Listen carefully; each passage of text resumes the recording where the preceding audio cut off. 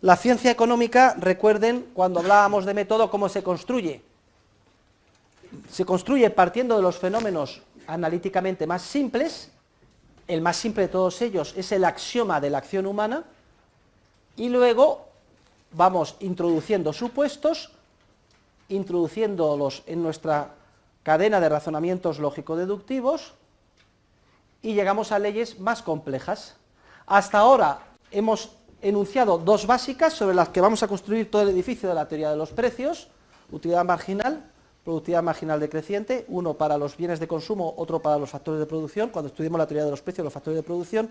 Y ahora vamos a dar un salto analítico para ampliar y hacer más complejas nuestras leyes. Hasta ahora hemos supuesto solo un ser humano, actor individual, aislado, Robinson Crusoe en su isla. Para enunciar estas dos leyes no hace falta dar entrada a más personas. Empezamos construyendo la economía considerando que solo hay un ser humano aislado, porque es analíticamente lo más sencillo. Hemos estudiado la acción humana, la función empresarial, sus componentes, la ley de la utilidad marginal y la ley del rendimiento. Hoy vamos a dar un salto teórico y vamos a suponer que llega ya viernes a la isla de Robinson Crusoe, que ya no son uno, sino que son dos. ¿Y por qué solo dos? Pueden ser que sean 3, 4, aparezca una tribu. Vamos a dar entrada ya a la acción en el marco de la sociedad. Ya definimos en su momento qué era la sociedad, y veíamos que la sociedad no es algo antropológico, aunque muchas veces se nos la presentan con el símil de un ser humano, una visión antropológica de la sociedad. Por ejemplo, España ha decidido, como si España tuviera patas, mente y decidiera cosas, o Alemania declara la guerra a Polonia. ¿Pero qué es esto de que Alemania? ¿Dónde está Alemania? Declara la guerra. Son formas de hablar. Y ojo, muy a menudo caemos en este error, y pensar que la sociedad dice, piensa, quiere. No, no es así. La sociedad realmente es una realidad, existe, está ahí, pero es misión nuestra entender en qué consiste esa realidad.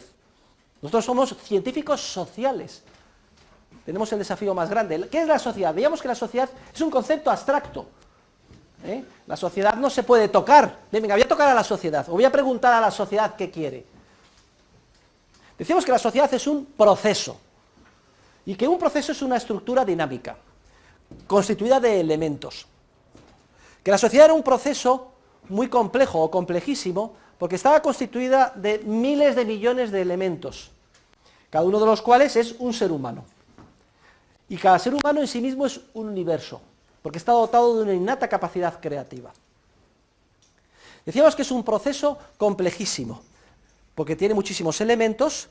En cuanto es complejísimo desde el punto de vista cuantitativo, pero también es complejísimo desde el punto de vista cualitativo, porque un proceso que es una estructura dinámica no solo son los elementos como un magma, sino los elementos relacionados entre sí. Poníamos el ejemplo de un mecano que conecta las diferentes partes. Todos hemos montado de pequeños mecanos, hemos hecho construcciones, Lego, etc. Pues la sociedad es un complejísimo proceso de interacciones humanas. Es decir, los elementos, los miles de millones de personas que constituyen el cuerpo social, interactúan entre sí. Y esas relaciones no son que un ser humano esté conectado con otros de una manera física, a través de un cable, un tubo, una cuerda.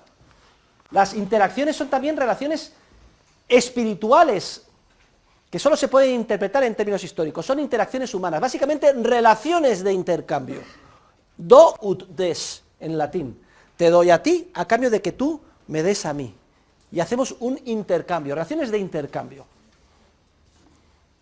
Relaciones de intercambio que se llevan a cabo en base a unas normas de comportamiento pautado, en base a principios jurídicos y principios morales. Y muchas de ellas, no todas, se plasman en precios de mercado, que se fijan en unidades monetarias.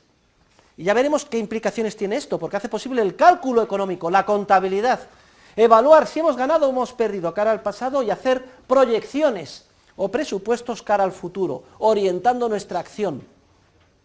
Y todo este proceso complejísimo que es la sociedad, ¿qué lo impulsa o qué lo mueve? ¿Cuál es el motor de la sociedad? Decíamos que es la función empresarial, es la innata capacidad del ser humano que tiene para crear información transmitir información y coordinar. El proceso empresarial continuamente transmite, crea y coordina. Y ese proceso empresarial es un proceso competitivo, en el sentido de que los seres humanos rivalizamos unos con otros para tratar de alcanzar cuanto antes nuestros fines. ¿Y qué resultado tiene todo esto? Decíamos, pues esto es curioso, porque todo este lío que acabo de explicar resumidamente, no lo ha creado nadie, no lo organiza un ministerio, no lo han pensado unos sabios que nos han dicho, vengan, hagan ustedes y pónganse a intercambiar entre ustedes. Ha surgido solo, es lo que se llama un orden espontáneo, que constituye el objeto de investigación de los economistas. Por contraste, el análisis nos permite entender cómo cuando se quiere mejorar o lograr determinados objetivos deliberados en ese orden espontáneo, se destruye al orden espontáneo. Es el teorema de la imposibilidad del socialismo, que vamos a ver con todo detalle en clase. Descubrimos como científicos sociales el orden espontáneo y nos maravillamos de que haya surgido, de que evolutivamente se perfeccione y de que se expanda sin límite. Ese Big Bang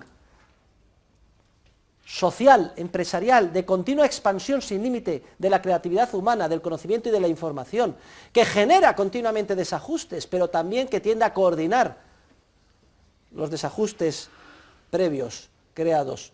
La gran maravilla, además, que nos sorprende a los científicos sociales es que esto, que nadie lo ha creado y que surge solo, tiene un efecto curioso, y es que impulsa la vida. Permite sostener cada vez a un número mayor de seres humanos que desarrollan su vida con una riqueza, variedad de matices en términos cualitativos cada vez mayor. Luego, como científicos desde fuera analizando el proceso, nos damos cuenta que el resultado, no querido por nadie, pero sorprendente, es que multiplica la vida. La sociedad, por tanto, no es un sitio, no es un lugar, no es una persona, es una realidad abstracta que solo puede ser interpretada previamente si disponemos del instrumental analítico que desarrollamos como economistas. La sociedad no piensa, la sociedad no decide, piensan o deciden y actúan los elementos, los miles de millones de elementos que forman parte del proceso social, que son los seres humanos, los hombres y mujeres que constituyen el proceso social, pero no la sociedad.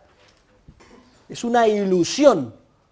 Y además muy peligrosa pensar que las sociedades tienen una existencia al margen de los individuos que las constituyen y que son capaces de actuar, porque no es así.